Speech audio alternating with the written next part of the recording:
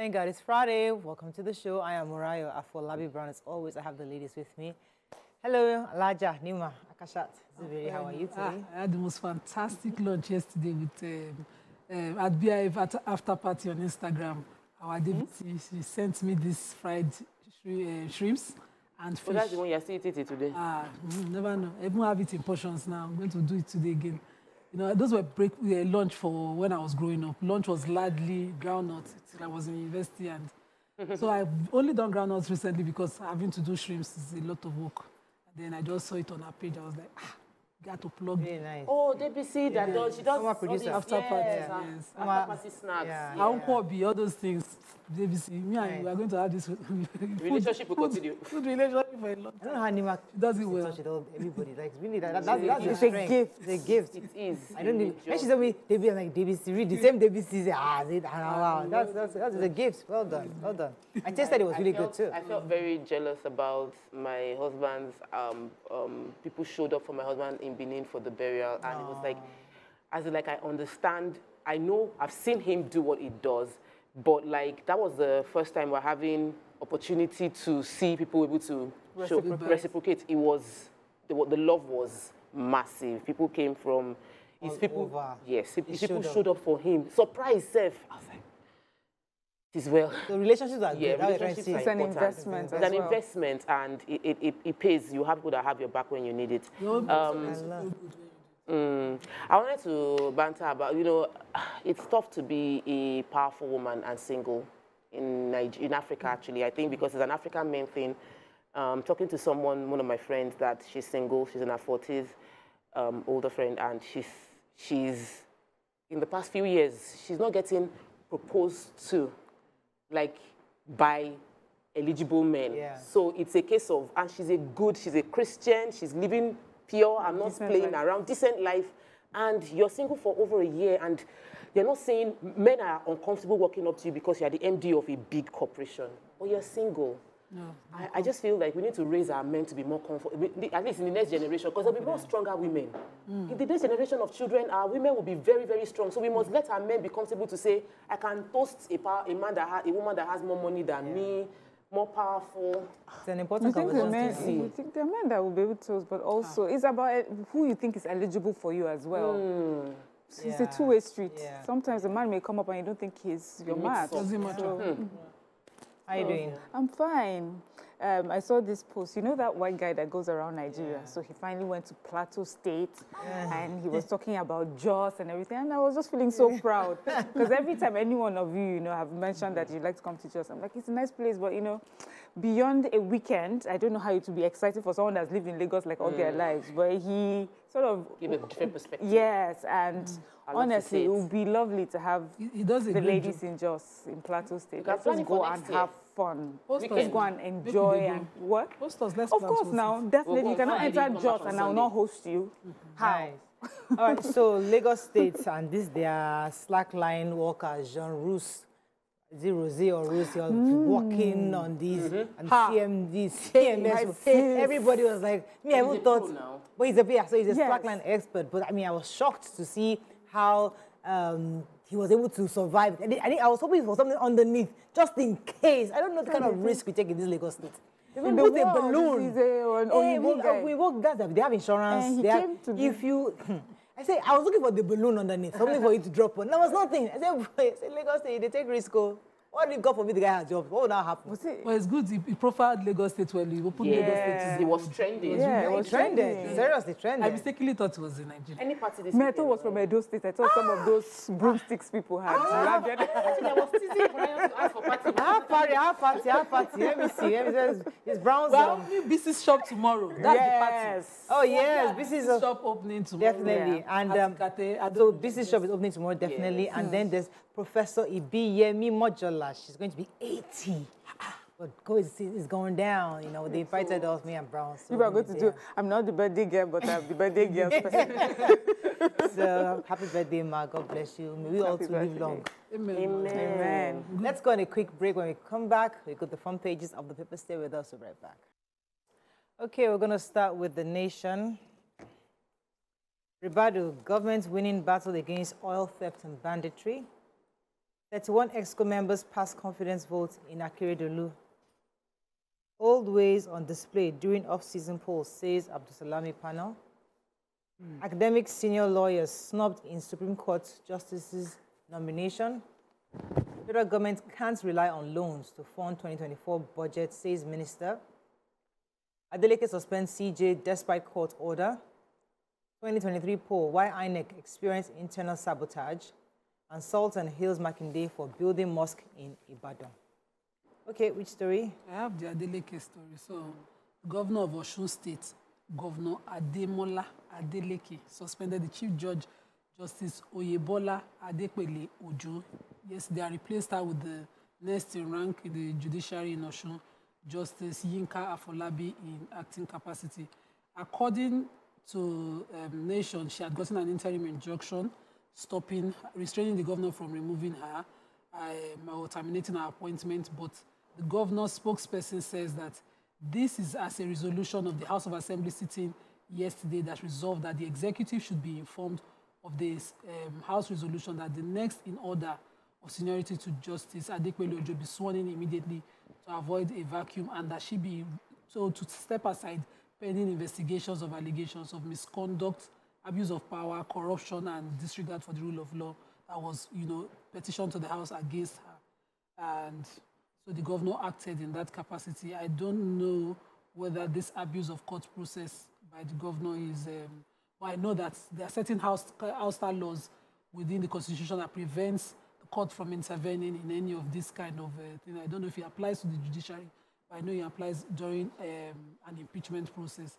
I'm trying to see what the law is now. So according to them, the Committee on Judiciary, Public Petitions and Legal Matters have now been directed by the House of Assembly to investigate this petition against Justice Adekpele Ojo and report within 7 days. Yeah, I have the 2023 poll, why INEC experienced internal sabotage. So the chairman of the Board of Trustees of Center for Transparency Advocacy, Dr. Chima Amadi, has said that the INEC experienced internal sabotage during the last general elections because some partisan Nigerians were appointed as resident electoral commissioners. He said that the appointments were made in apparent violation of the provisions of the law and in spite of protestations by many stakeholders over these partisans, in spite of their partisan past. So they said some of the recs that were appointed, we had a former governorship candidate of a political party, the younger sister of the Southeast National Vice President of a political party, a former civil servant dismissed from service in a state on account of corruption, and manager of a hotel belonging to a politician who served as minister at the time of appointment. It's just saying that there's so many things that happened, in the appointment of these recs that shows that, the law was not paid attention to a lot of illegal activities. And so that played a part in sabotaging, the general elections. But INEC has said that it's going to prosecute as many as 215 people for various electoral offenses, which they are being commended for. And also give us an example of in 2019, after the 2019 elections, about 300 people also were prosecuted and they got 200 convictions. So this sort of prosecution would allow for better, strengthening our democracy and better and a stronger INEC going forward. Okay, so let me talk about the NJC. That's the National Judicial Council. The Federal Judicial Services nominated 11 justices for the Court of Appeal and to be elevated to the Supreme Court. So we have nominees. Actually, what happened was that the CJN, Lukayode Ariola, had asked the NBA to nominate certain people for the position to be in the Supreme Court. The NBA did forward names from academics, senior lawyers like Olisa Gbakogwa and so many others. Unfortunately, none of them were picked. Ariola had selected for himself, but according to the report chaired by Justice Ariola, has jettisoned the bar's nominations by choosing from among the appeal court justices. So the list contains 6 nominees from Southeast and North Central, 4 from Northwest, and 2 each from Southwest and South and Northeast. Of the 22 justices, 11 are placed in the priority category, and the others are reserves. So we're not sure why he jettisoned the list from NBA and other senior academics. But before any speculation, it will be nice for him to explain what happened. I want to take the case. The Court of Appeal has declared that the elections in Zamfara is inconclusive, inconclusive rather, and this is after the tribunal had reaffirmed the election of the PDP Zamfara. The INEC declared, actually presented return ticket to the PDP candidate, Dauda Lawal, as the winner for the Zamfara elections. But after the tribunal, the APC went to appeal the result, and now the appeal court has said that the Zamfara election was inconclusive based on some local government, the Maradon local government area, Birin Magaji, and Bukuyun local government area. And the judge said that the INEC used IREV results, that INEC wasn't meant to use IREV results for collation, it's not part of the collation system, and that the forms and what the IREV is just for public viewing to affirm the result and not for collation purposes, and that the evidence showed that the votes were not fully counted and the result was not properly endorsed. So the result that they collated is not legal, according to the appeal court. I'm sure that the governor is going to be going to so I don't know, where else he can go, Supreme Court, to find justice. But right now, they've declared that there should be a re-election in the few local governments where they felt that some elections didn't take place. The Punch, be patient, inherited crisis won't disappear overnight, says Ribadu. Guinea-Bissau at 50, Tinubu pledges support for West Africa's democracy. 80-year-old woman dies in Lagos building collapse. Osun Assembly suspends Chief Judge Adeleke appoints replacement. PSC-NPF considers 65 years as police retirement age. Forex, FG blames low export earnings, plans diversification. Banks USSD debt to telcos hits 200 billion naira. And Senate summons service chiefs demands security rejigging. Okay, which story? So Senate on Thursday summoned service chiefs over the unremitting insecurity in the country. At plenary, they said it would engage the service chiefs in a closed session because of security reasons anyway. The lawmakers demanded that the National Security Policy document outlining the framework for an improved and streamlined synergy and coordination among various security agencies be presented to them. This was moved, the motion was moved by Abdulaziz Yaradua, and he decried the situation. He said Nigeria is facing numerous simultaneous security crises. This includes Boko Haram in the northeast, the activities of bandits and kidnappers in the south, in the northwest, the activities of gunmen and kidnappers in the southeast and south-south, and other forms of criminality like armed robbery, herders and farmer clashes across the country. He said the primary focus of security agencies is to make Nigeria safe. And you know, I would love to hear the NSA on this, and not on economy.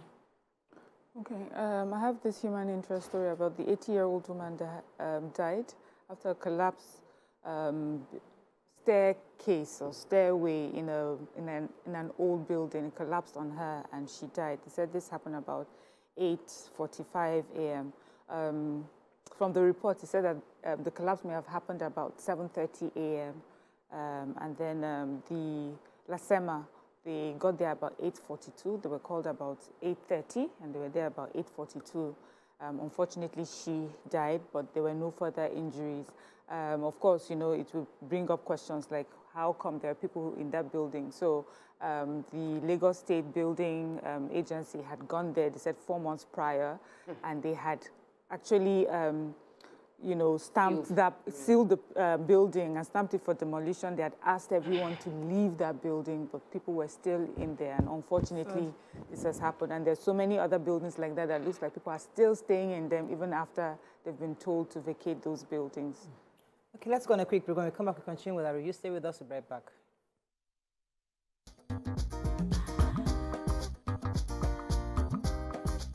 Stay tuned.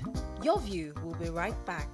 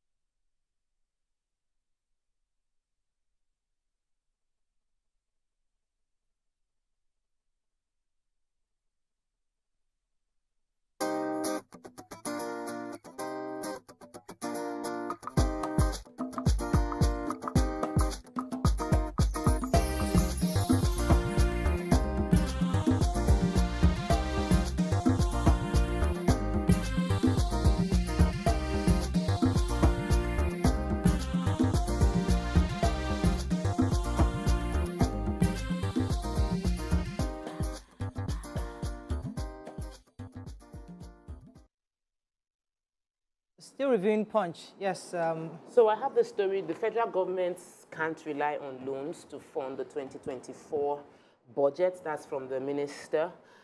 Minister of Finance and Coordinating Minister of the Economy, Mr. Wale Edun, had submitted yesterday. He was presenting, he was defending, rather, the medium-term expenditure framework and fiscal strategy paper in Abuja to the joint Senate committee scrutinizing the 2020, that particular MTF and FSP. And while he was defending it, he said that Nigeria cannot afford to fund 2024 budget with debt, that to combat inflation, developed countries have increased their interest rate, and a developing country having to fund its budget based on debt would cause issues, that the goal must be to borrow money, to use debt to finance revenue-generating infrastructure. So when you use debt to finance revenue-generating infrastructure, the infrastructure can then finance the economy. He said that there will be need for, his first statement was that there's necessary sacrifices need to be made to generate enough revenue for this economy.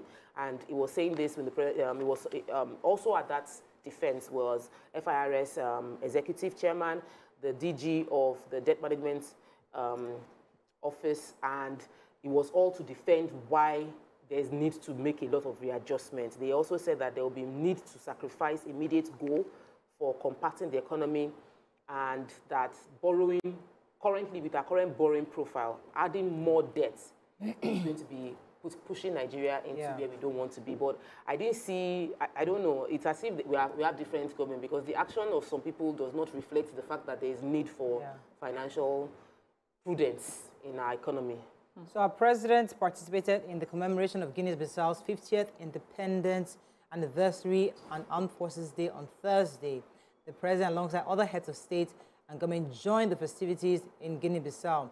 Tinubu was warmly received by Guinea-Bissau's president, Umaru Embalo, and he said specifically that he would ensure, he's committed to supporting peace and democracy, not only in Guinea-Bissau, but the rest of West Africa and the world. He is expected to return to Abuja.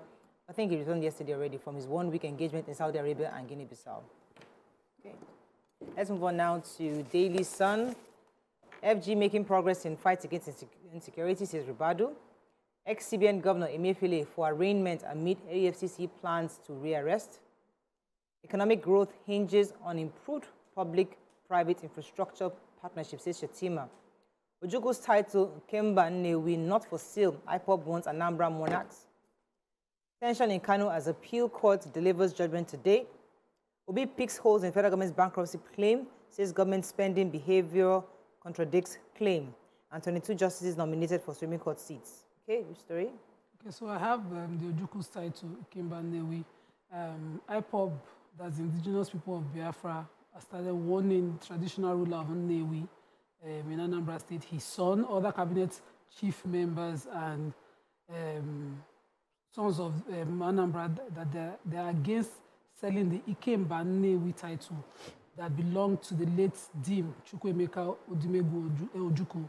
They said that they have heard that they have concluded some plans. The son of the Igwe Nnewi has concluded some plan with some of the cabinet members of the palace to bestow this title on a political money bag who has a governorship ambition within the state.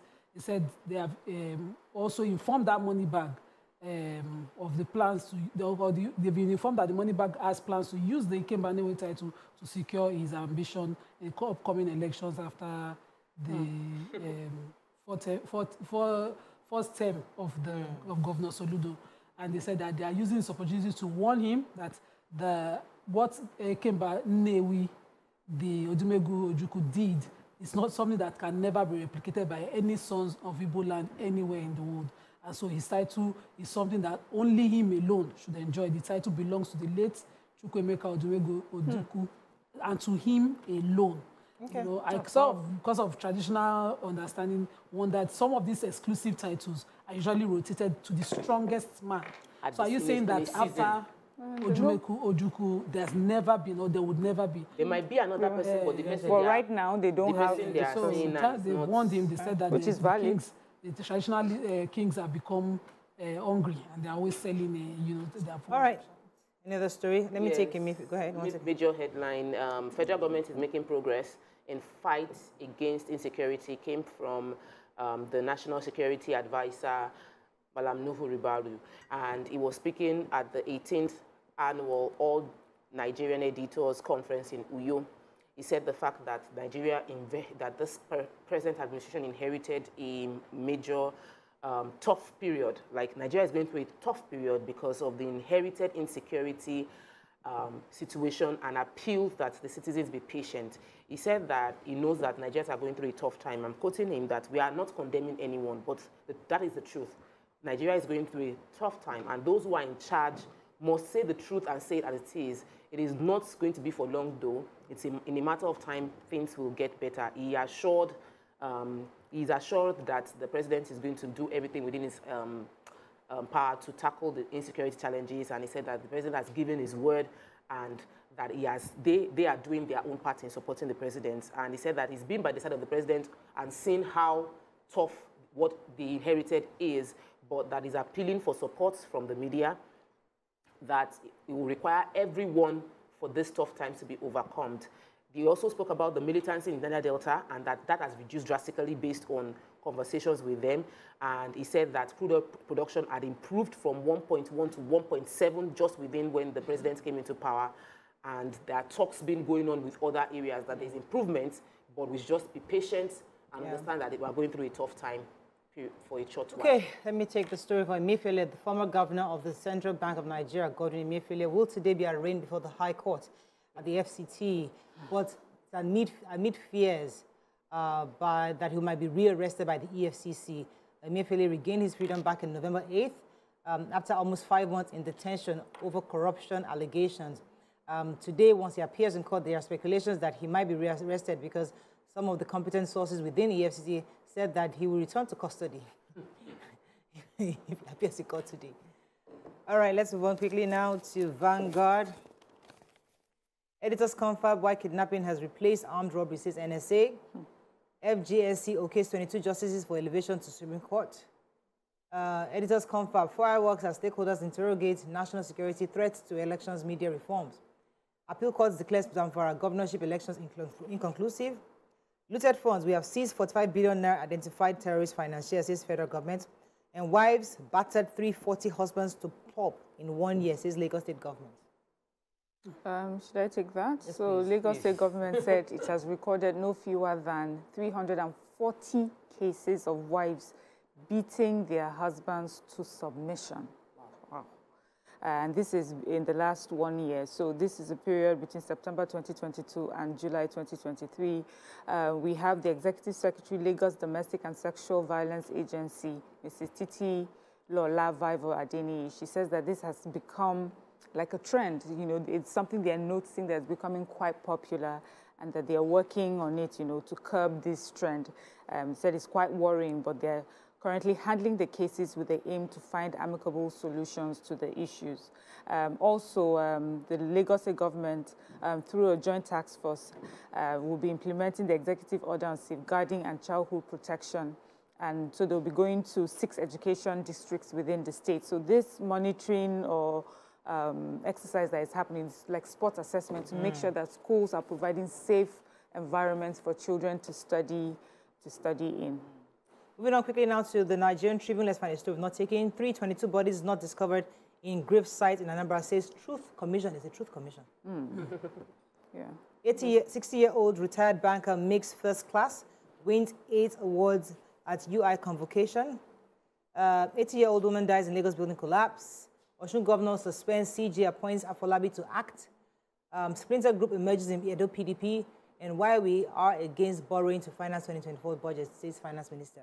Which story? The Truth Commission. So in Anambra, there's a Truth, Justice and Peace Commission, and there's just a commission that is looking into some of the illegalities that's happened with like illegal debts and things like that happened within the state. So there's this story that's been making the rounds where they're claiming that 322 bodies were found at a particular grave site. So Bianca Ojukwu, who is the secretary to that commission, is saying that it is misrepresented, that there are 322 bodies or deaths that have happened or people that have been killed, you know, that were discovered during the course of this commission. But the number of people in the gravesite that they have found cannot be ascertained yet, as forensic investigation is still ongoing. So to put that whole number to the gravesite is being disingenuous. So that's what she's saying. So we have a few good story. A 60-year-old retired banker, Farouk Sani, my best graduating student of sociology. Went back to school? Yes, at the University of Ibadan with first-class honors. He had studied accounting in Ife. He said this was forced on him by his parents. So he had the accounting was forced on him. Yes, by his parents. So when he was done, he read that for them. And so when he retired from banking, he thought, okay, this is a good time to do what I would love. So he went back to school to read sociology, and he was in school with 2 of his kids. He would take them to school, drop them off, and then, you know, go to pick them up from lecture halls. And also in his own department, lecturers were attesting to the fact that he had a special chair where he used to sit, comes to class, you know. He said he also liked the fact that some of his classmates called him daddy. And some just say Mr. Sani, but, you know, the children dare not misbehave in that school because daddy is right there. All right, final paper, The Guardian. Let's just see how sachet alcoholic drinks breed alcoholism and thwart national development. It's an interesting story to read, I'm sure. 2 commissioners abstain as Ondo ESCO passes vote of confidence on Akeredolu. And service shutdown imminent as USSD debts hit 200 billion naira. You have a story? Yeah, I had that story. The chairman of the Association of Licensed Telecommunication Operators of Nigeria said that there's been a slow negotiations between telcos and the banks, and that the debt has continued to rise, and there will be no negotiation that would mean the debt to be forgiven. It won't be. That it will also affect the quality of service that will be delivered. The USSD is unstructured, let me quote it right, but we all know unstructured supplementary service data services. And these, between banks and telcos, the tune of debt has risen to 200 billion. And the telcos are saying, 200 billion naira, we're not going to forgive the debts. Negotiations slow would mean services are slow because the impact of this money is not being available is impacting our business. This has been ongoing through the year. I've taken many of these stories, and it seems like they've been hoping that they will negotiate, and maybe they will say wipe off the no. Okay, let's go on a quick break now. When we come back, we'll move on to our next segment. Stay with us. We'll be right back.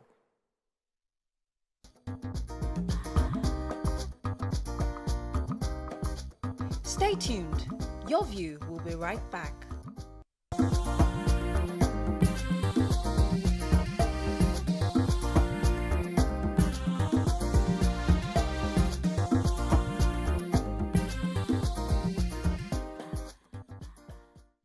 Welcome back. So World Prematurity Day on 17th of November is one of the most important days in the year to raise awareness of the challenges and burden of preterm birth globally. Besides the color purple, which stands for sensitivity and exceptionality, the socks line has become a symbol for World Prematurity Day. A small pair of purple socks, framed by 9 full-size baby socks, symbolizes that 1 in 10 babies are born preterm. Joining us right now is Dr. Fumi Oluwabi, a consultant pediatrician from the General Hospital Ifakojayi, Lagos, here to speak with us about the World Prematurity Day. Welcome to the show, madam. Thank you very much.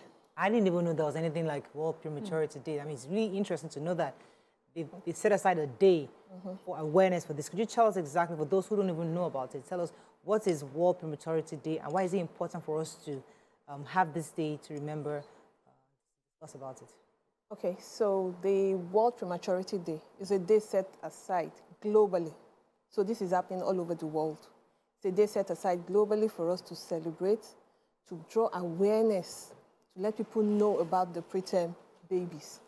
And then, you know, children are usually the most vulnerable group of the population. But the preterm baby is actually the most vulnerable of this vulnerable group. They are the smallest, and they need attention. Before now, we submerge them somehow under the child called children. So you don't really delineate. But once we started to delineate and draw awareness to the preterm baby, then we know that, oh, these people actually deserve What qualifies a preterm baby? What's the... So a preterm baby is a baby that is born before 37 completed weeks of gestation. You know, if we go for a scan for a pregnant woman, the layman will write in months. Yeah. But for us in medicine, we write in weeks because each day is important.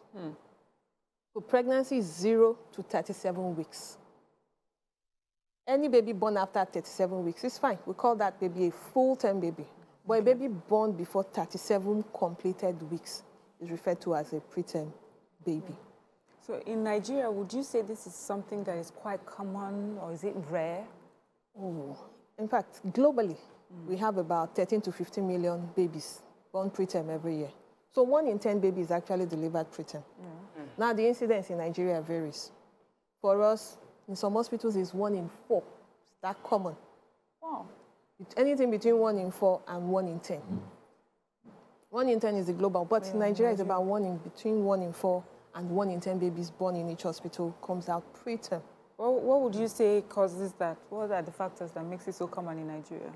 Okay, so there are various factors that could cause it. Some are from the mother, in which case maybe the mother is ill, a woman with hypertension that's uncontrolled, what you call preeclampsia. Some who were previously hypertensive gets pregnant, and then the blood pressure just shoots up, and it becomes a danger to the mother. You have to deliver that baby. Let the baby take its chance outside. Okay. Others will become diabetic, gestational diabetes, and mothers with other form of chronic illness. Now, a mother whose womb also has an abnormality. Some uteruses are actually small, or they have some defects. They can't carry a baby to term. So they are allowed to get pregnant, but you deliver those babies earlier. And then babies come with their own problem. Babies with other forms of anomalies, we have to deliver early. A woman who ruptures her membrane, she starts to see water. We don't know why it happens sometimes. It just happens. Once you start seeing water, that uterus is no longer healthy for the baby. So we'll let the baby come out, and we'll do what we can for the baby. So those are some of the things. Of course, when you also have stressors, stress has been known to be a causative factor. And you know there are so many things stressing Nigerians these days. Yes. So say that again. It could just be stress, and sometimes it's unexplained. It just happens. But a woman who has had a preterm baby before is likely to have another preterm baby.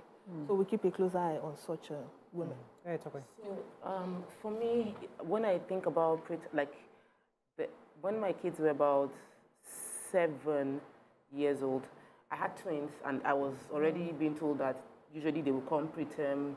In my mind, I feel like it was prayer and all of that that prevented that from happening. But I took a 7-year-old child to the hospital, and there was a premature baby that was being rushed into Lasso General Hospital, and because there was no incubator available to accommodate the baby, and reading up on what you advise is the warmth skin to skin.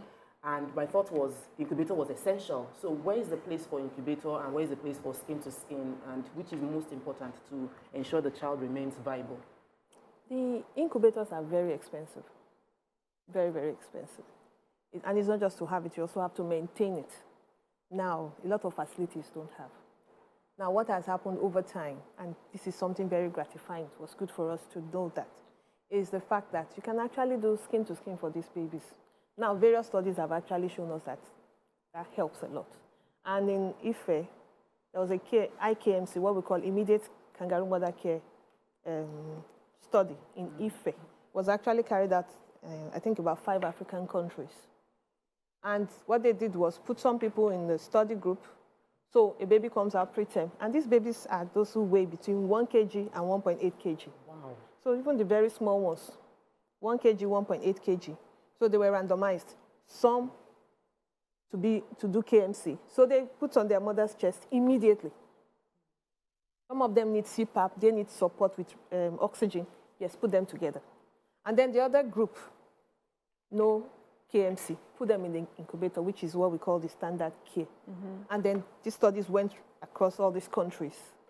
And in fact, let me tell you, the study was stopped earlier than the scheduled date. Why? Because the benefits were well demonstrated. They had less infection. They died, the number of those who died in the study group were less compared to those who died in the control group. And they did so much better that it was well demonstrated, and they had to say, okay, we have seen what we want, let's stop. this study. So now we know we do not necessarily need the incubator. Yes, the mothers can do this work. And remember, it's not just, it doesn't have to be the mother. Maybe the mother just had CS or something. It could be the father. It could be any other relative. In fact, some grandmas are so happy. Oh, I was the first person to carry you. You know, it's bragging rights for them. So we just need a human, that's skin-to-skin contact. Wow. You can maintain your temperature. The small baby cannot maintain their temperature. So if you put them skin to skin, your own temperature will regulate their temperature. Okay. And this was someone who was in the womb, knew the heart rate of the mother. So they are used to that setting. Yes. And then they come out, we separate them. Now you bring them together, and they're like, oh, this is familiar. Yeah. This is something I'm used to. This is comfort. Yeah. You find the heart rate coming, you know, slowing down. Right. The respiration, because preterm babies have what we call apnea of prematurity. They just stop breathing. But the mother's respiration is there, tapping the baby and saying, breathe, breathe. So they actually do so much better. And of course, remember the emotional bond for the mother. She's also happier. Or like when you separate, I've seen mothers who will come into our SCBU and when she comes, she's like, is that my baby? Yeah. I can't touch. You know, they're just detached.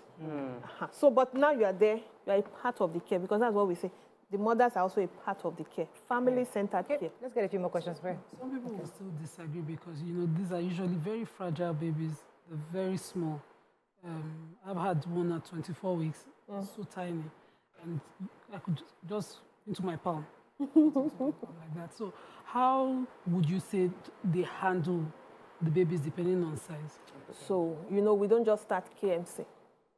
We have to counsel the woman. They have to agree. But it will surprise you that a lot of them actually would agree. Of course, I said the study was between 1 kg and 1.8 kg. Yeah. 24-weeker will probably be about 500, 600 grams. That is the next stage of the study. Can we do it for the smallest of them? But 28 weeks is 1 kg. So anybody above 28 weeks, at least for now, we can stand and say, yes, it can work. And it does work. I was going to say, what's the theme for this year? I mean, yes, the theme for the year is small actions, big impact. Immediate care for every baby. Immediate skin-to-skin care for every baby. And, you know, when we see a preterm baby, we think, oh, it's such a big issue. It's cost intensive and all that. But there are small, small things that we can do that will make a difference. This KMC doesn't cost us anything now. It doesn't. I've seen fathers do KMC. So it's a small action, but it makes a very big difference in determining the outcome for that baby. The other small action that we want to emphasize is breastfeeding. It's breast milk for the baby. And you know, for a baby in KMC, in fact, if you've been at a delivery, you know now we deliver babies onto the mother's abdomen. On their own, while you are even still busy delivering the placenta, they start searching. You see them crawling. Yes, very beautiful. You can check on YouTube. They will crawl because they can smell the milk. Oh my God. And then they latch on. And you are probably still doing something. Then you start hearing, you're like, so cute. Imagine that. Yeah, so the preterm babies too, they will smell the milk. Emotionally, the mother is, you know, in the mood, yes. So the milk will flow. And a baby in KMC, you don't even have to separate from the mother. You're just losing your wrapper. Hold your baby like this. He sucks. Goes back. You want to do cup feeding? Yes. I was going to ask. You want to do cup feeding? Latch? They can latch on, but you know there's an age. Yeah. But there's what we call non-nutritive sucking. It's just let them get used to the feel of the breast. It helps the mother. It helps the baby. So feeding is very important. The third small action is hand washing. Hygiene. Important one. We don't think about it. But if you enter any neonatal ward, oh, wash your hands outside, wash your hands inside, wash your hands between babies. It makes the difference between a child who is going to get septic and die or survive. So even when we're discharging them home, you teach them how to wash your hands. Who is going to help you care for this baby at home? Bring the person. Teach the person. This hand washing is very small, it's very simple, but it makes a major difference in what happens. The outcome of the baby. Something I thought you skipped. One of these stressors that led to preterm birth that is common here. Multiple duties. One of those things that we compel women to do. So a pregnant woman is called lazy if she cannot do agile and everything. There's no price for such things. Thank you. There's no price for it. No price. There's no price for it. That's the truth. That the woman, she's pregnant. She's doing a lot of work. The metabolism has changed. Yes, you don't have to add more. There are lots of myths around having a preterm baby. You know, Yes. there are stories around they are not going to be normal, they're going to be slow, or they might have deformities. And some parents, some people label preterm babies like this one was not kogbo. Maturity, I don't know how to say it in English. Like It's not mature. yes, Did not right. not right. She did not. He didn't maturity is weak. So, how would you like us to better deal with such situations? What are the languages to use, and what's the impact? You know that these babies were small when they came out, but their organs are fully formed. They are fully formed. Between 28 and 37 weeks, what babies are just doing is to grow bigger. All the organs are formed to mature and grow bigger. Now, they can do what every other person can do. They come out small. Okay, let me give you a typical example. I had a set of twins. One was 1 kg, the other one was 2.3 kg.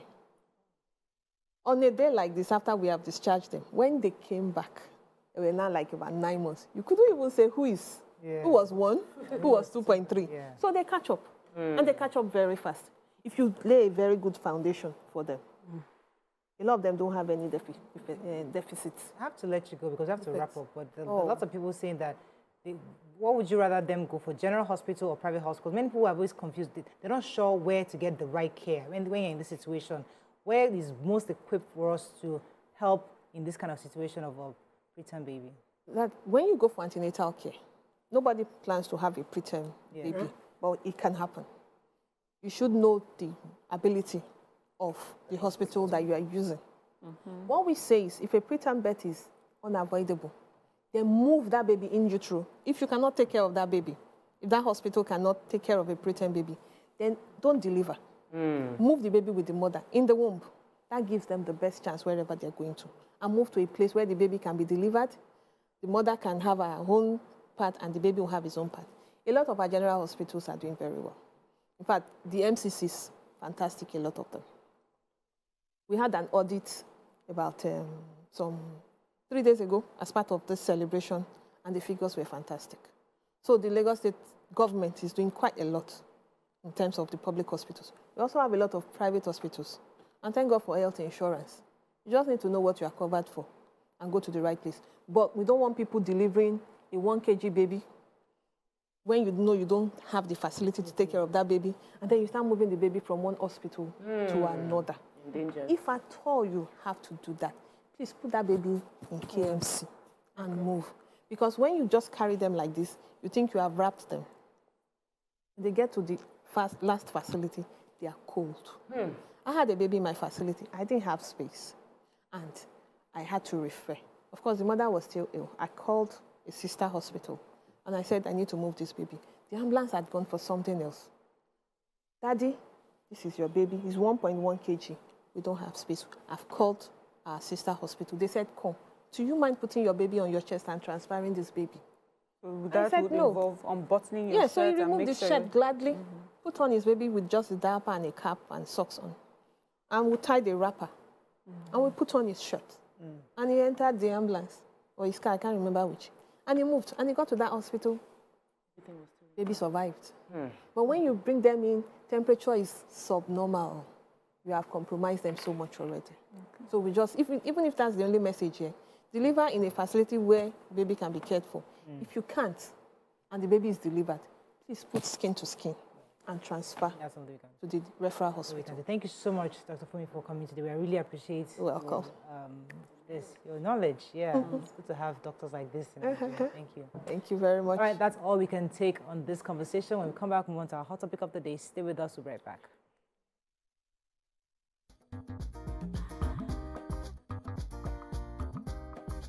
Stay tuned. Your View will be right back.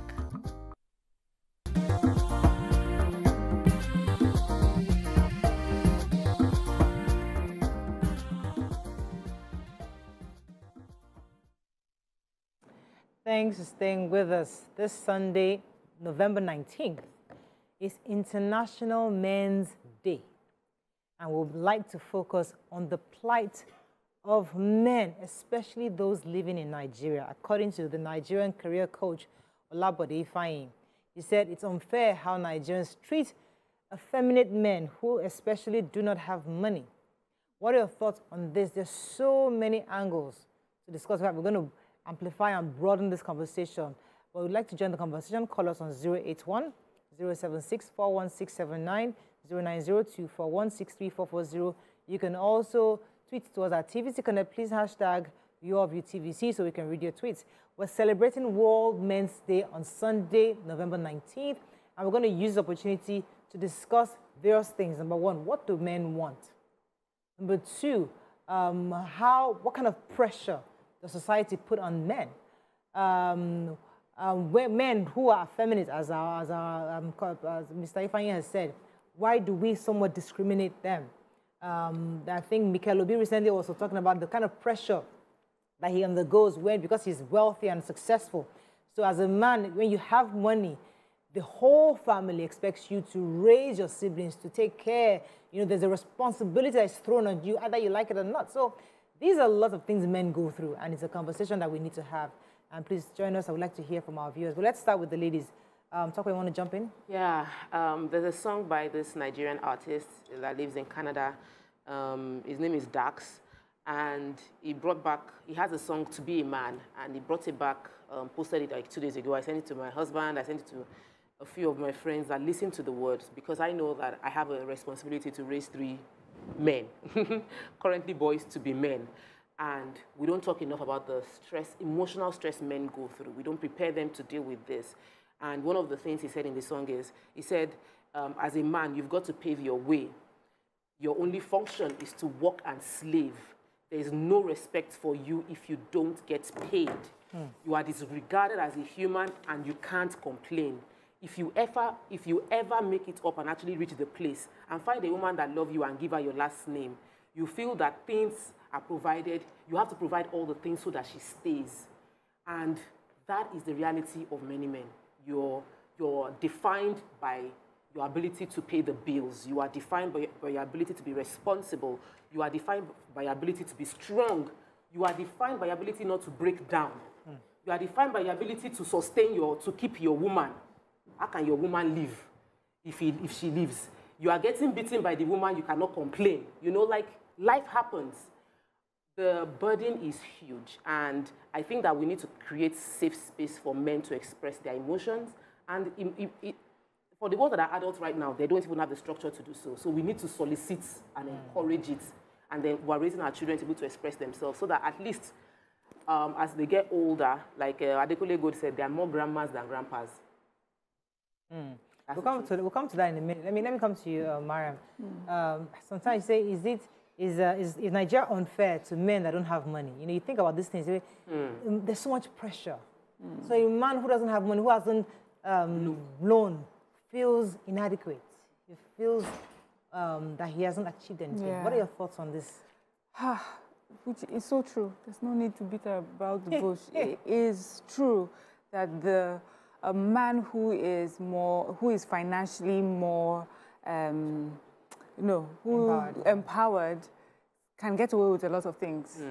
You know, nearly everything falls at his feet. But no matter how brilliant a man is, if financially he's not there, or he does not meet some of society's standard for wealth, somehow there's some sort of disrespect. He needs to prove himself a bit more than someone who has money.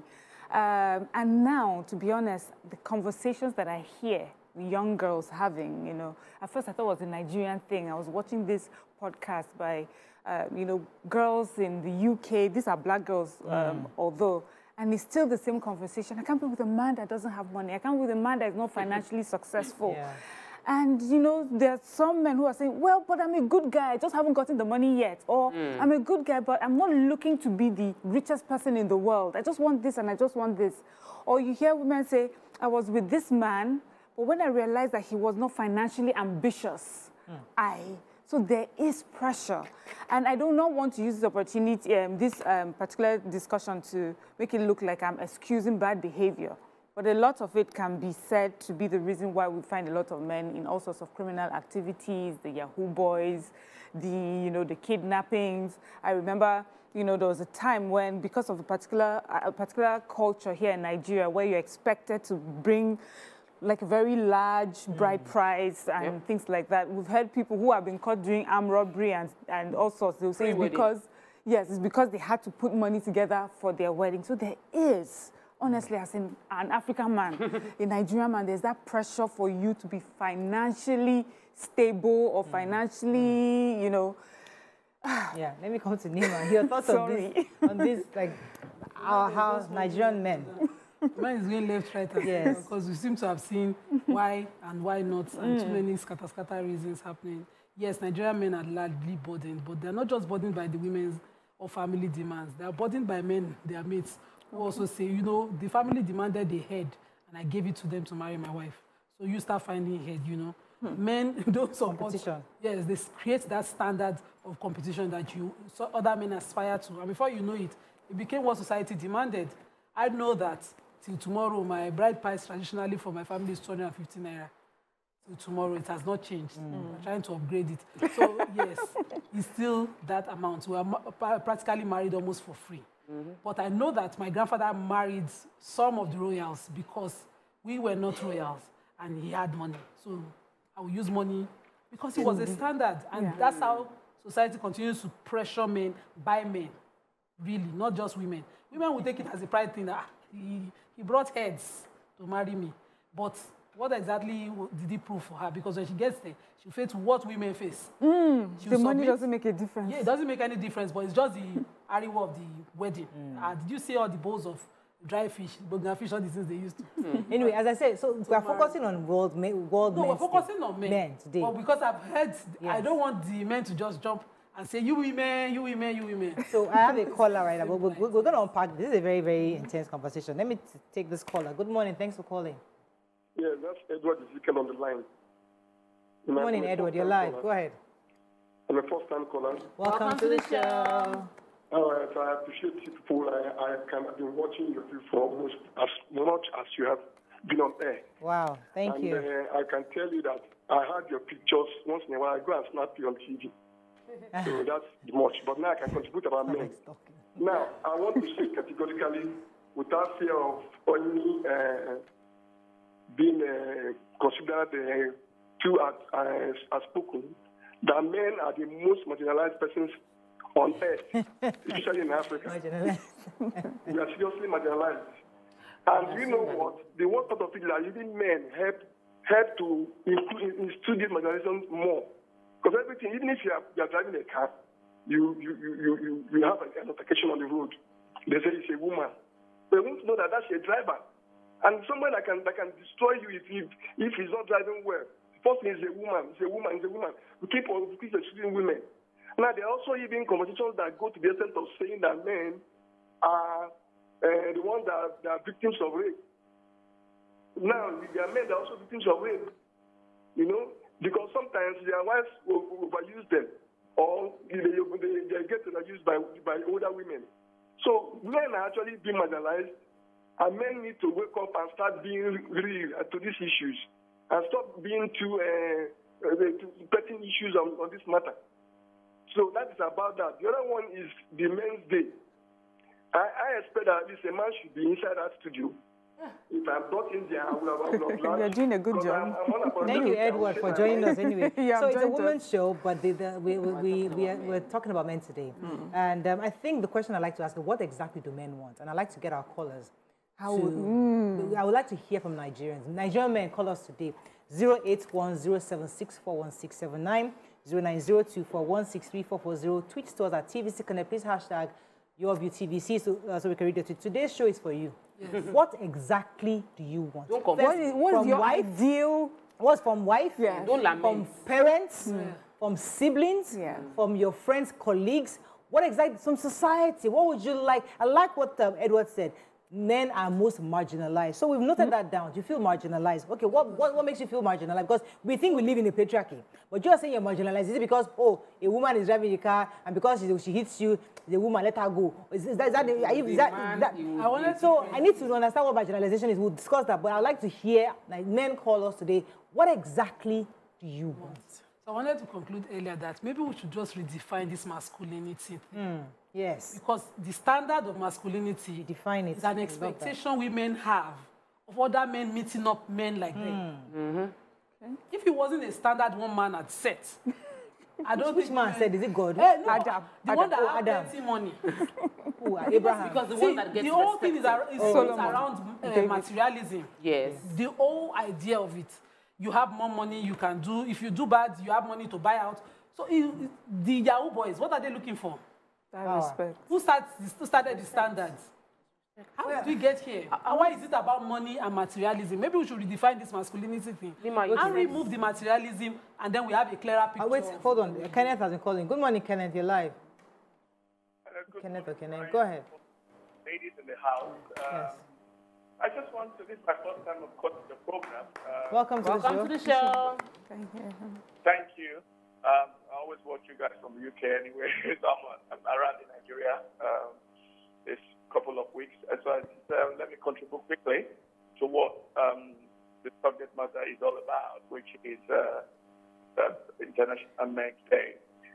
To be fair, if you look at it, Nigeria, the country, has misdefined the role of men in our society. The role of men.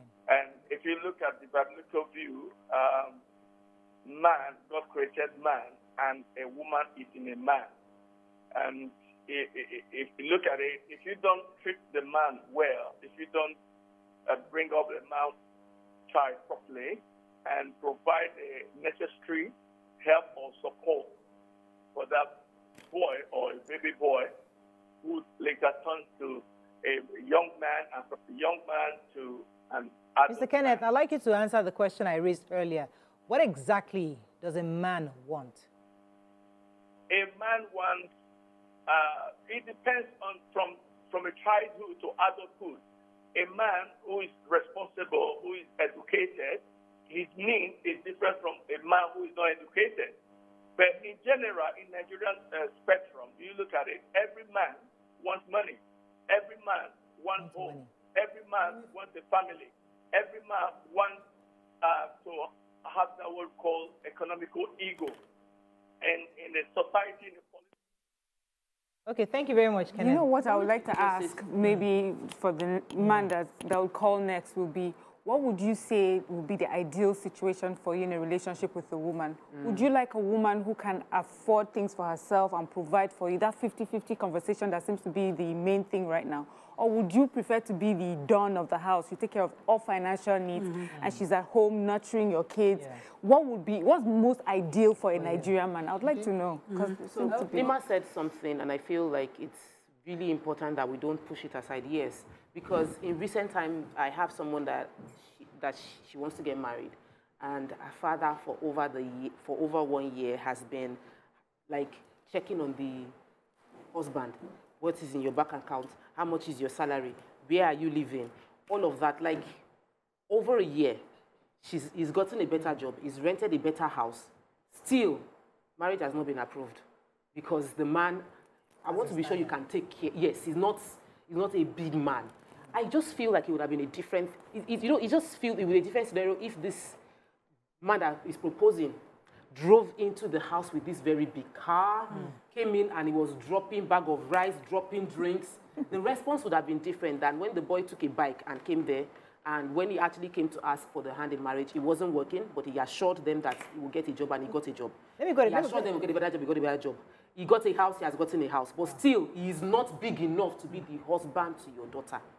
Well, so when you see men sometimes are putting men under pressure, this is where you... The father is putting a potential son-in-law under pressure. Let's go on a quick break. When we come back, we open our phone line. Stay with us, we'll be right back.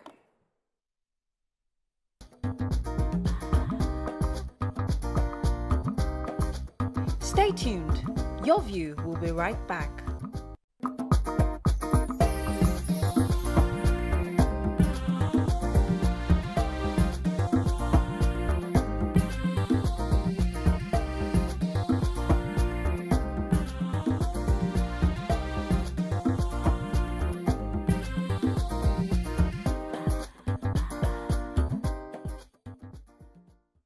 Thanks for staying with us. So Sunday is International Men's Day, and we're discussing men today. Just men, man.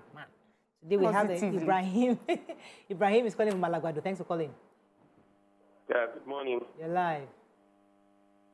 Yeah, you were asking what do men want in this house? In volume. You know, I think that's a general question. What does the society set for men? You know, looking from the religious angle, from the Bible, from the Quran, a man is expected to take care of the family financially.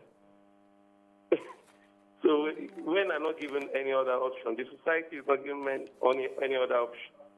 You just have to provide for your family. Most times, 100%. But women are trying nowadays. You know, if they are working, they support the family. But not, you know, all men. Ibrahim, I think you didn't get that. You see, I understand what the Bible says. You understand what society says. But we're asking you as Ibrahim, what do you want?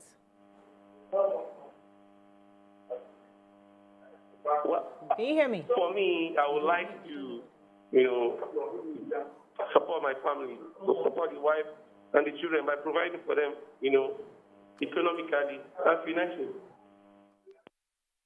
That's it for me. When is responding to you on Twitter?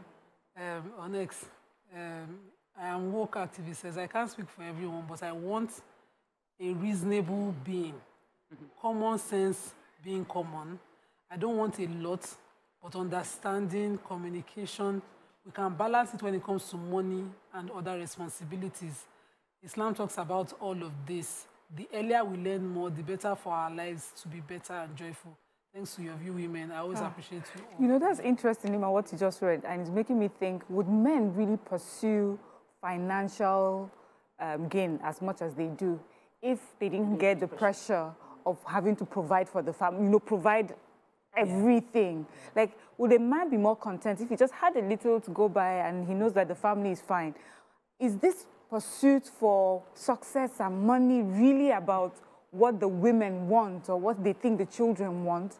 I would like to hear our men tell us that. Because it seems like society has put so much pressure on that you have to have this level. Yes. But there's something I want, let me pause you for a second, because there's something you said earlier, I'd like us to make that a topic in itself. Should we redefine masculinity? I think we need to discuss that. What is masculinity in 2023? What, let's define a man. Like, so while we're waiting for men to call in, as women, what do we define as a man in 2023? Who do we think? So men are watching. Maybe they don't know. What do you, as these modern women, what is your own definition of a man in 2023? Mariam, let me start. Yes. You put me on the spot. Yes, Mariam was asking questions. Okay, so, see, I want a man that is confident. I think that for me, a person that is confident, but also kind. For me, that is important. That ego thing, at first I used to say, you know, I would say, if you had asked me this maybe a couple of years before, I would say, put the ego aside. But I've also learned, you know, this is from a man's perspective, that as much as we complain about the ego, is the ego that is help the man stand in front of a lion to protect you. So I hope, you know, so I want a man that is able to use his ego positively. I want a masculine man has to be a man that, even though he is confident in himself, he also understands that his partner is a team player, is there with him, they are collaborators. Let me pause you for a second. Because in the first three things, you didn't mention money. Because some men always assume that all women want is money. You've said three things: confidence, kindness, and positively handling your ego. That's what Imran just told you now, because people always assume it's only money. But let me take this call. Money is not a bad thing. We'll come to money. So men always think it's number one. But AB is calling from Malimo. So let's take AB. Thanks for calling. You're live. All right, good morning. Go ahead, please. Good morning. Yes, morning. Going to your question, what do men want? What I want, I would say is basically peace of mind. Peace of mind. From being a child, it's been drilled into our genetics as an African. Let me tell you this story. For example, while I was 7, I got my first knock from an older male who says, "Men don't cry, you're a man." So you can imagine while growing up, I lost my mom barely around 10, and my dad didn't shed a tear. But I saw he could explode at the time. His eyes were all as red as coal, but he never shed a tear. At least I didn't see him shed one. Men don't cry. So everything in the society, from when you're born, As a matter of fact, I'm sorry, I'm guilty. I was talking to my boy this morning, and I said, as a man, you have to be confident, speak up. You know, we indoctrinate a man with what we think or what our tradition thinks a man should be. And while growing up, they have this and they cannot express anything that makes you perceive they are weak. No. For example, a white man wrote once and he said, when a woman is not happy, she either calls her mom, she calls her siblings, she calls her sister, she calls the husband and empties herself. But when the man isn't, who does he call? He sits back, bears the pain himself, and then he moves on.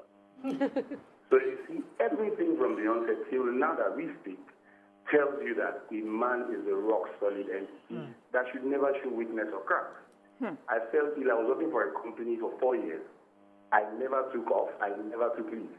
I felt ill once, and my boss, a female, she said, "AB, I thought you're Superman, so you break down." After 4 years.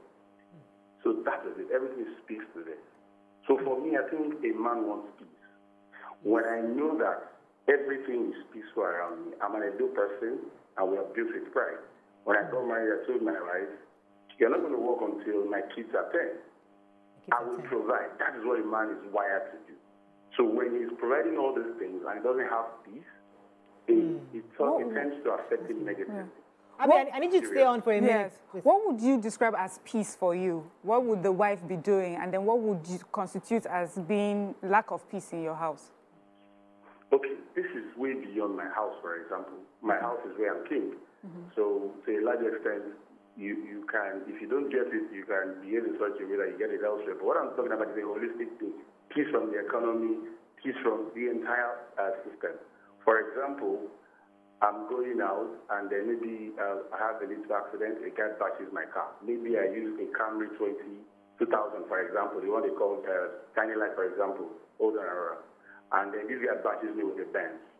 And then he says, "Who are you? What are you driving? This nonsense. I can pay for it." So you have taken his ego, crushed it, because you think he's not as wealthy as you are, less of a man. That displaces his peace of mind. Now he's got in his head, I got to upgrade you. I got down there. Thank you so much, Abby. Thank you very much. Let me let you go, because the peace of mind he's asking for, aside from the one at home, which is required, what he's saying that society doesn't give him peace of mind. I am a honest man, right? Working for my pay. I have a decent car. I'm taking care of my family. You come to hit me or intimidate me because of your wealth, because of your status, because of your connections. You're not giving me peace. And it sounds to me also like respect. Respect for my dignity. I might not have as much money as you, as a fellow man, but respect me for who I am. I'm also a man in my own right. And I think that's what he just told us. I also think that's some deep stuff. That's some deep stuff, because what I would have expected, first of all, when I asked him is the wife does. She needs to keep quiet. He needs to stop nagging. But it's really peace from cold men outside. So if that man, our point earlier, you know, it's society is what my co-male are doing that makes me feel. So the woman needs to also be the one that you don't escalate what has already. Imagine after coming in and then the woman at home makes it even worse. Just how you want to know. Just imagine that outside there is a war zone. I'm speaking for the men, that every woman should assume that outside there is coming from a war zone. How would you receive a man that is coming from a war zone? That is what a woman should think, that my husband has just come from a war zone. My darling, just sit down. Let me get you cold water. And I know you are also in a war zone, but giving a man peace. Putting consideration that you don't know what he has gone through. And imagine he's coming from the worst kind of scenario possible. So let's go back to the original question. Is Nigeria unfair to men without money? We've agreed on that one now. Nigeria is unfair to anybody that doesn't have money. It is worse on a man. Nigeria is unfair to any human being. Poverty is a crime in Nigeria. You cannot afford to be poor. You are a criminal.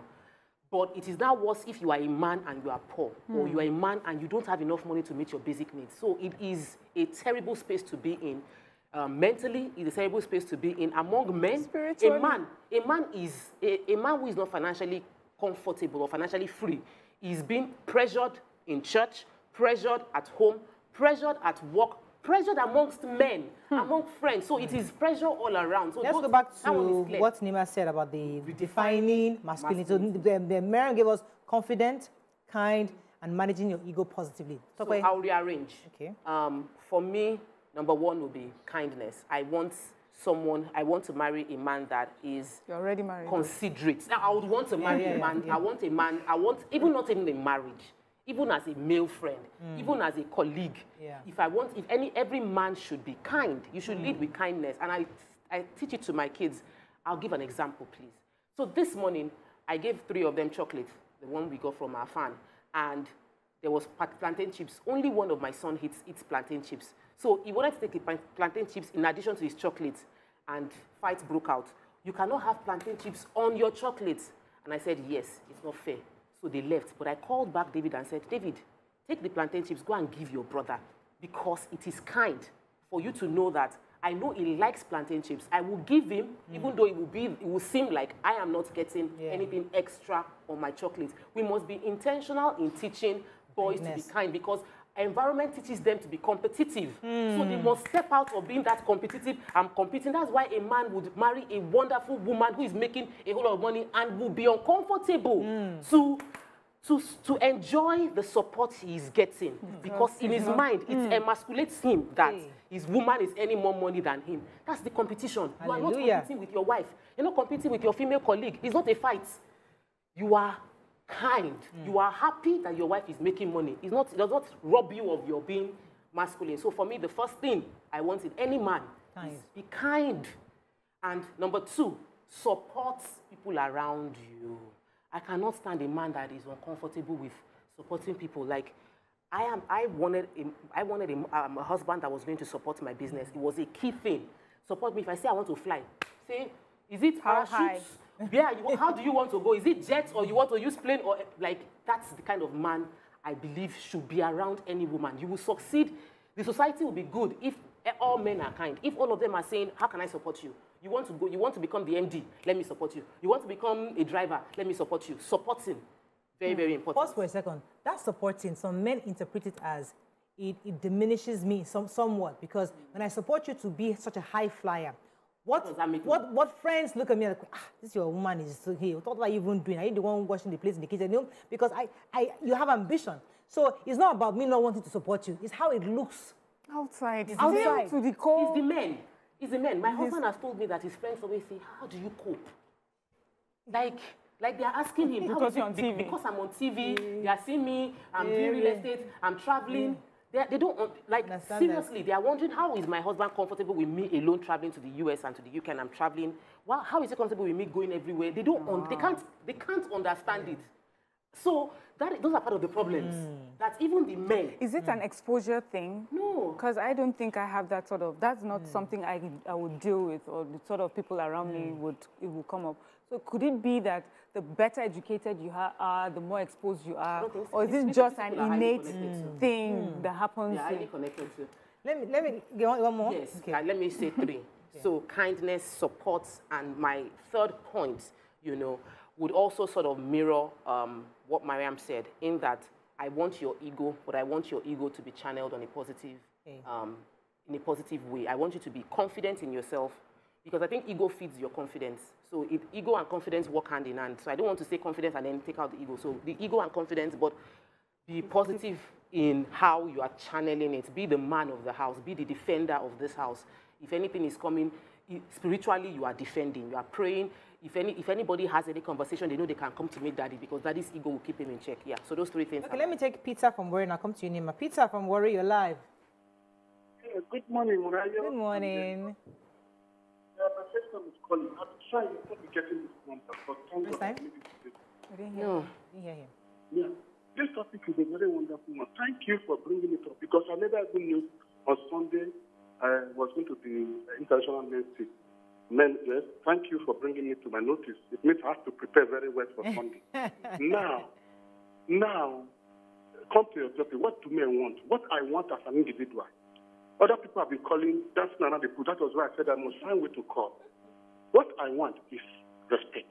Respect. Give me my due respect as a man. Okay. Being the breadwinner of the house, I want to be given respect.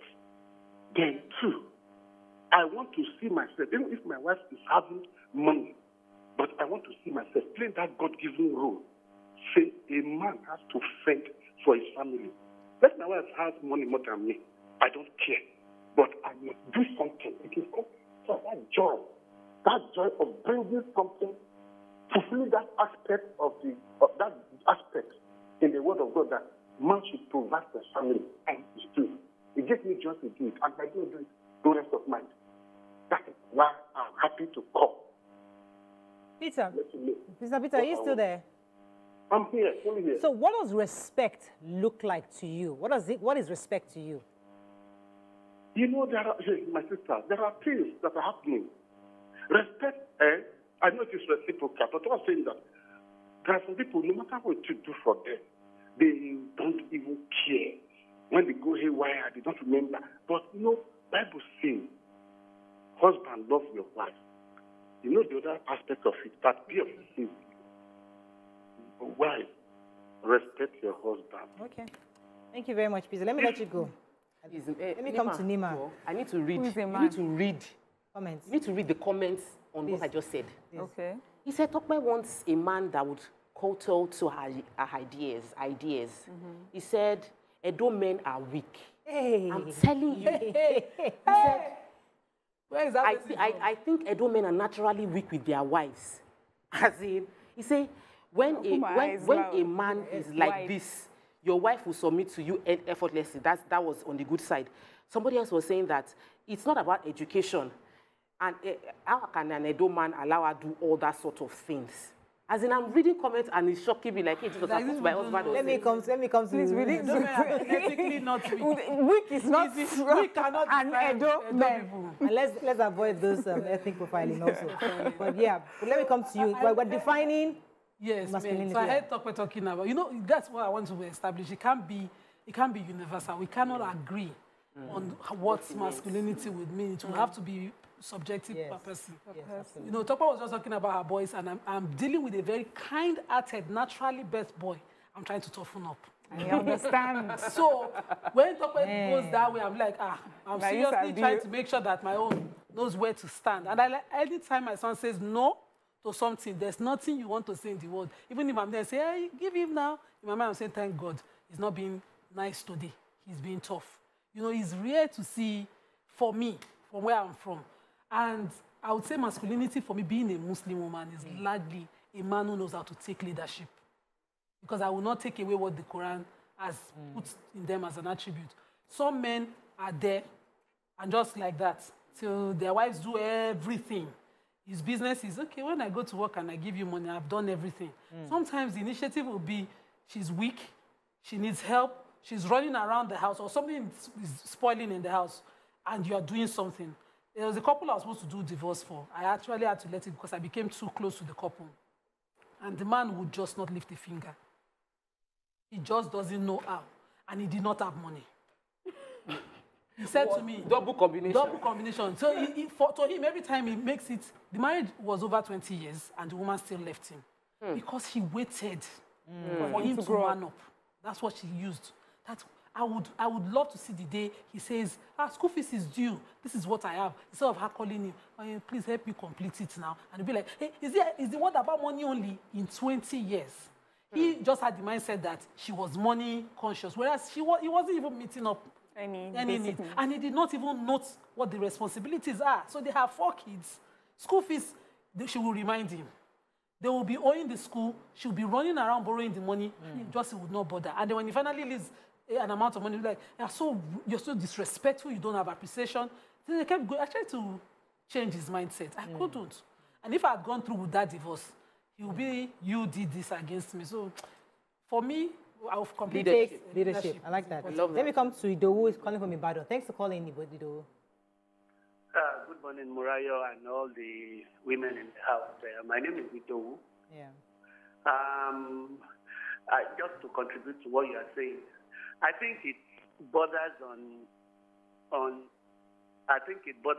inferiority complex on the part of some men. Some men can't handle the success of women. And go and check the background of such men and their outlook towards life generally. That's the problem. I'll give you an example.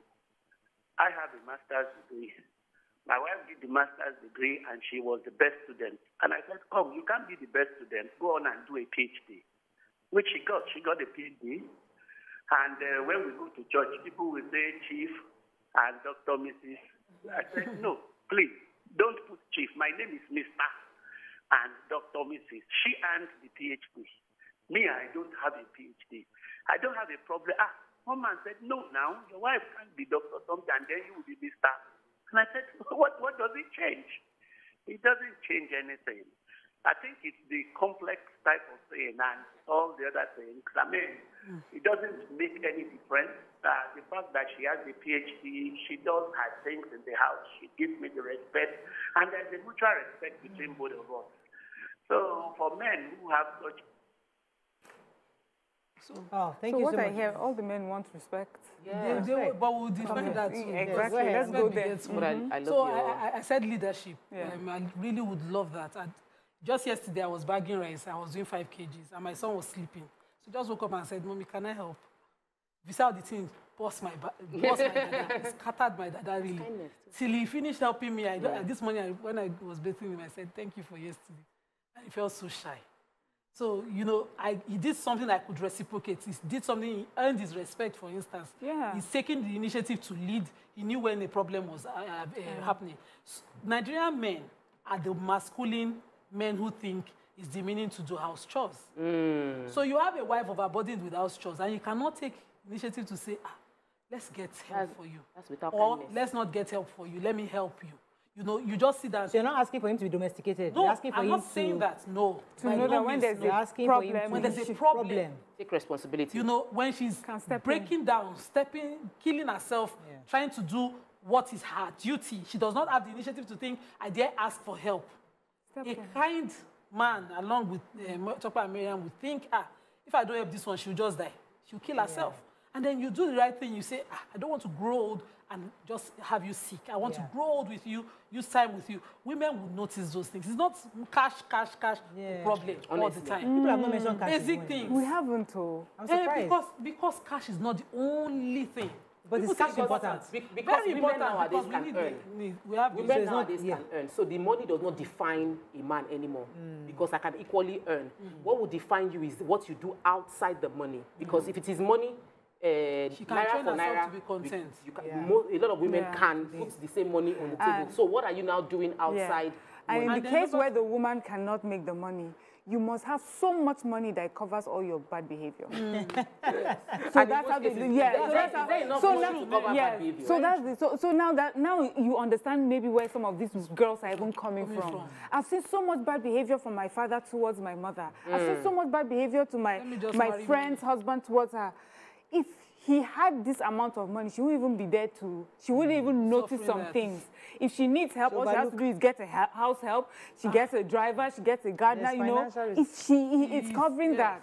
But if you're not covering that, then you have to step in and show your true character, which is good, proper character that, you know, shows that you're a team player. If you are unable to do that, then money is... I wanted to complete this part of that leadership. So we have traditions that are, you know, stifling of women, even murdering women, outrightly. So some people have this, no, my family, we don't give birth through CS. We don't go to hospital. One woman is saying, I stand by that tradition. A man is the one who looks at his wife, pleading eyes. Maybe she dare not open her mouth and speak, and looks at her eyes and says, my own wife will not go through this, and stand up. But the one that says, is anything my mommy says, is anything my mommy says, and you're asking for respect, of course you'll be disrespected. If that woman survives that thing, she survives it, because if she doesn't survive, that's the way you get away.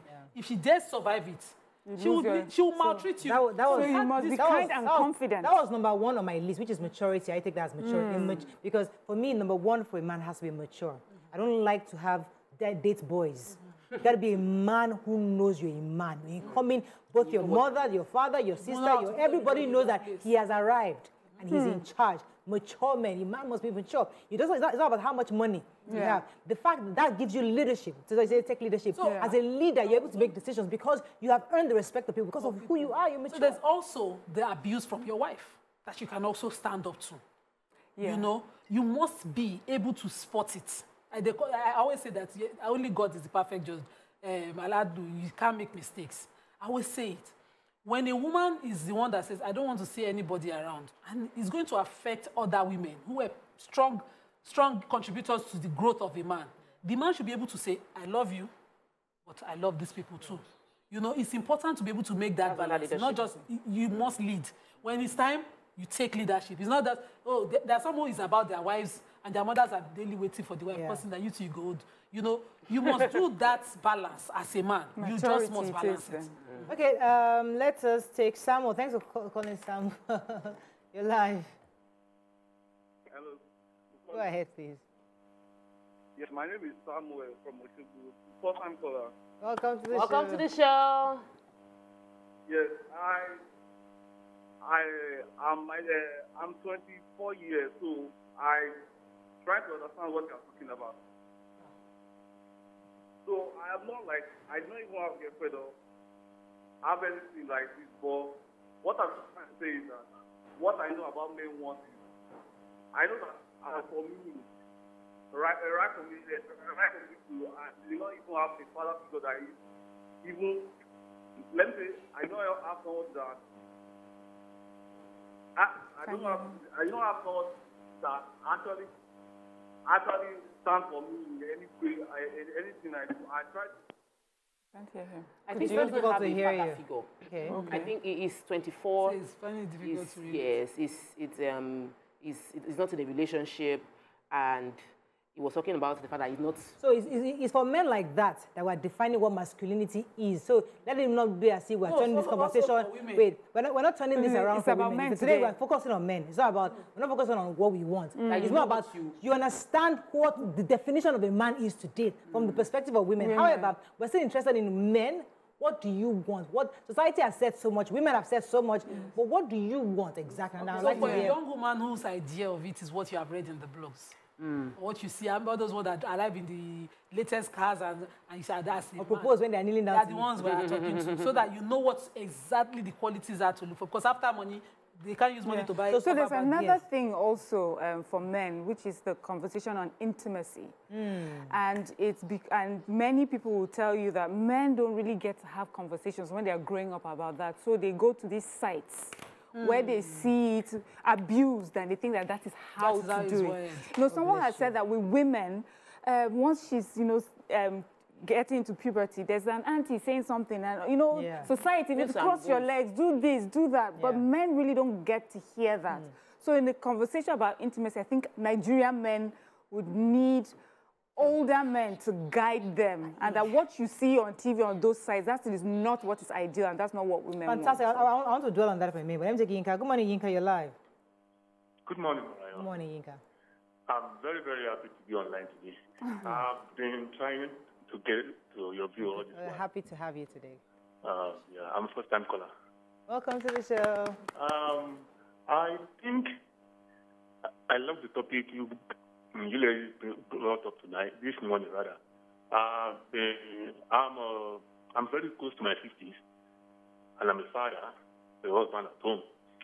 But I'm an engineer, so I travel a lot. But every time I come around, I always see that the home is always in shape. I know I have 3 kids. I know my wife does a lot. She's a businesswoman also. But the truth is this. She gives me the kind of respect I require at home. Knowing fully well that coming from out there, there is a lot I go through. Well, she has her own side too. I stand for her when it's needed. And sometimes when she makes some decision that I don't want to see this, I don't want to see that, I tell her, Madam, you are coming from your family, whereby it's your father and your people around you. But me, I'm coming from a very large family, because I was not brought up by my parents. I stayed with my mom's auntie. So I know what it means to have people around. But yet, I don't allow our father to travel on our right, including my siblings. Thank you very much, Yinka. Let's take a comment on social media. Franklin Benjamin says, without deviating from the issue, what I want is respect, peace of mind, understanding. This includes in and out of the house. But these things appear to be elusive. But if a woman can give this to a man, he won't mind society. Then Choku's what brought drama. He brought a picture. He said, what do men want? Society, they took the pressures. We want peace. He now put a picture of a house with one chair and TV. He says, oh, God, what men really think. And women hate that it takes just little to make us happy. You know, and he doesn't know men who buy gadgets after gadgets. I don't so there's the intimacy part, which I don't know because we have very little time. Men, there are two sides, the good, the bad, and the ugly. There are men who have no clue, and there are men who are over-experienced, and they have these fantasies that are beyond human comprehension, that a young girl doesn't understand. So their demands, oh, don't deny you. And the woman is like, hey, don't kill me, I'm not a horse. And there are some men that they are not confident enough to say, I don't know what to do, I'm clueless. And the women are there suffering inside. So this is a whole nother ball game. It's a full day topic. It's a full day topic. But that's part something of that we don't talk about. We should also talk about because we're celebrating men and our goal is to help men lead us right. Because like it or not, we live in a world where men are our leaders. And if we can help them do a good job, we will thrive as women. So in building the block for masculinity is that men need male role models. The same way women, we always have, many women have role models. You have that area auntie that is calling you to say, or like they would correct you that, don't carry your baby like that, don't do this. But who is standing in that gap for men? Men need role models. Any man in his 70s, 80s that has raised good children and has done good business or has retired, take up 3 or 4, 40-something, 30-something, 20-something, and mentor them because they need guidance. They don't know what to do. They are living in a different world. And men should also be open towards self-development. When you see conferences, you will find women everywhere. Church program, women. Conference, women. Where conferences for men, very, very few, apart from business. We don't talk about men's conference about their emotion. We don't talk about emotional intelligence for men. The only thing for men's conference is business, how to make money. But they also have other parts of that are important. So please let men attend self-development conferences that help them balance their emotions well, and they should get mentors. Just the thoughts that came because Miriam mentioned intimacy now. You know, who set the standard for men? Intimate, the bedroom business. So you see some movies, they'll say, I went like 10 rounds. Me and the girl, I turn now, I shift womb. You know, all of these things, pressuring the men to think that they must ride like animals. If you don't do 1 hour, you're not If you don't do 1 hour. But I like that comedians came out last year. Some of them started saying, if you do past how many minutes, are you are gone. You want to die? We need blood tonic. So the reality, we bring it in, even joking. We must tell men that, you know, it is what both of you decide sexually. That is your standard of intimacy. Exactly. Men should learn to talk to someone, as we said earlier. But who do they, I think the problem will be, who do we talk to? Because I'm here, apart from that, I'm also hearing men constantly say the lack of peace of mind that they say they have is from other men. So they cannot go back to those other men to be vulnerable with them. We attended a 70-year-old party. We attended a 70-year-old party, and when I listened to the man and everybody speak about the man, I told my husband, I said, we need to go, and actually we are going to visit the man when we come back. We need to visit this man, that you need to build a relationship with this man, because this is someone that you are a friend to his children, and you know the kind of children that he raised. You knew him, you knew his retirement, you know everything. So this is someone, and he will be intentionally cultivated. Because if you hang around your peers, you will only know what they know. But if you hang around older people, you will benefit from the wisdom of the years they've had. Let me take Otumba Martins. Good morning. Thanks for calling, sir. Yeah, good morning to the beautiful lady in the house. The topic is very interesting. Say, what do men want? Number one, men want peace of mind. Peace of mind? Peace of mind, relative peace of mind. Number two, men want respect. And like the first caller said, that men are the most marginalized individual in the world. You agree, eh? We are the most. Yes, we are the most marginalized. Have you heard Father of Jesus? Did not hear Father of Jesus. You have not heard the Father of Jesus. Joseph, now we all know Joseph. We already heard in Muslim, Yahweh not be. Yahweh not be. Yes, now, if all the money men have, you are, as all of you are there in the studio now, all of you, I think all of you have sons. You will find out that at the end of the day, the man will be in the house, even at their 70s and 80s and 60s. The women are the ones doing a move up and down, flying all over the world.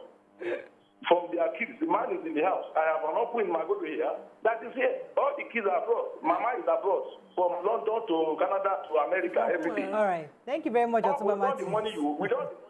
Thank you very much. So let me wrap this thing up properly because there's so much information we've gotten to. So first of all, from the men who have called, they told us 3 or 4 things. They want peace of mind, they want respect, they don't want to be marginalized, and they want to be given that respect as well. They're provided, just as provider here. That's what I've gotten so far. But from the women on the table, I said, how do we define 21st century men, 2023 men? Number 1, you have to be confident. As a man, you have to be kind. That kindness, I've come across, all of us have said kindness. Use your ego positive. So we understand you have ego. Don't use it negatively. Use it positively. Then be supportive, right? And then be a leader. Be kind again. And then be mature. Yes. And be responsible. And talk to somebody. And be a role model. I think those are the things. Those are the words. Those are the words that have come out so far. And the next thing I was going to take Angie. I'd like to end with Engineer Dr. Tijani. He always gives me some really good insights, and I'd like to end our summation with him. Although I can take some comments after this. Okay. Well, his summation, which I think is a fantastic way to recap everything. He says, a man is that creature that deserves more affection to maintain his mental wellness because of the burden he's expected to shoulder, number 1. A man deserves to be honored, assisted, and respected both in private and public places.